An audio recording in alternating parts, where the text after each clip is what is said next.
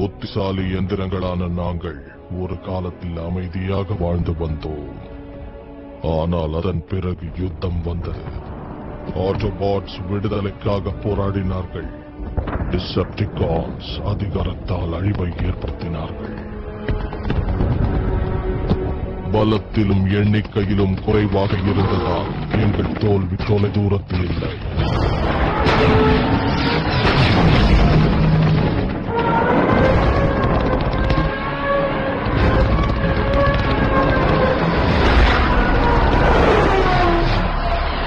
ஆனால் யுத்தம் முடிவடையும் தருணத்தில் ஒரு ஆட்டோபாட் விண்வெளி கப்பல் தப்பியது.